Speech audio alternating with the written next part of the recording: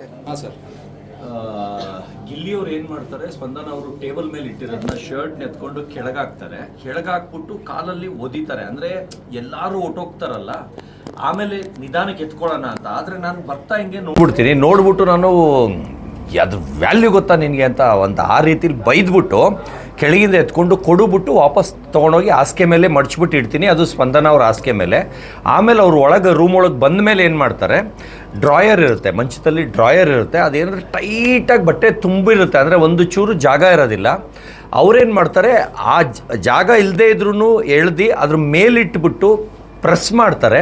ಅದು ಇಲ್ಲಿಂದ ಮೇಲ್ಗಡೆಗೆ ಏನಾಗುತ್ತೆ, ಸಿಗಾಕೊಂಡು ಆಚೆನೇ ಸಿಗಾಕೊಂಡು ತರ್ಚ್ಕೊಂಡಂಗೆ ಬಟನ್ ಎಲ್ಲ ಕಿತ್ತೋಗುತ್ತೆ ಅದ್ರದ್ದು. ಅಂದರೆ ಫುಲ್ ಕಿತ್ತೋಗಿ ಆಮೇಲೆ ಅದರಲ್ಲಿ ಪಿನ್ ಹೊಡೆದಿರ್ತಾರೆ. ಅದಕ್ಕೆ ಕಿತ್ಕೊಂಡು ದಾರನೂ ಆಚೆ ಬಂದುಬಿಟ್ಟಿತ್ತು. ಇಲ್ಲಿ ಒಂದು ಸೈಡಲ್ಲಿ ದಾರನೂ ಆಚೆ ಬಂದಿತ್ತು. ಅದನ್ನು ಮಾತ್ರ ಈಗ ಕಟ್ ಮಾಡಿದ್ದೀನಿ.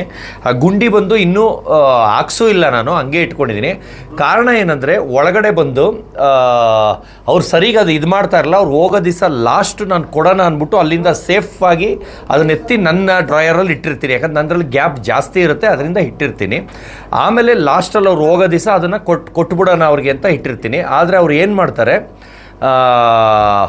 ನಾನು ಮಿಡ್ನೈಟಲ್ಲೇ ಇದಾಗ್ಬಿಟ್ಟು ನಾನು ಹಂಗಿಂದಂಗೆ ಕಳಿಸ್ಬಿಡ್ತಾರೆ. ಅದೇನಾಗುತ್ತೆ, ನಾನು ಡ್ರಾಯರಲ್ಲಿ ಇದ್ದಿದ್ದರಿಂದ ಬಿಗ್ ಬಾಸ್ ಟೀಮ್ ಅವರು A to Z ಬಟ್ಟೆನ ಆಚೆಗೆ ನನಗೆ ಕಳಿಸ್ತಾರೆ. ಆವಾಗ ಅಯ್ಯಯ್ಯೋ ಪಾಪ ಅವ್ರದ್ದು ಇದು ಮಿಸ್ ಆಯ್ತಲ್ಲ ಅಂತ ಅಂದ್ಕೊಳ್ತೀನಿ.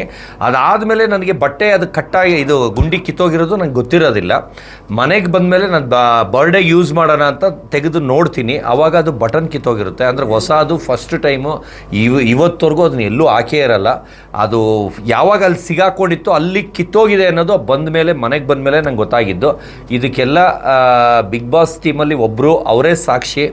ಬರ್ಡೇ ದಿನ ಅವ್ರ ಮುಂದೆನೇ ಓಪನ್ ಮಾಡಿ ಅವ್ರ ಮುಂದೆನೇ ಹಾಕ್ಕೊಂಡಿದ್ದು. ಅವರೇ ಹೇಳಿದ್ರು, ನೋಡಿ ಸರ್ ಹಿಂಗೆ ಡ್ಯಾಮೇಜ್ ಮಾಡಿದ್ದಾಳೆ ಅಂದರೆ ಹೌದು ಮಾಡಿದ್ದಾರೆ ಅಂತ ಒಪ್ಕೊಂಡಿದ್ದಾರೆ.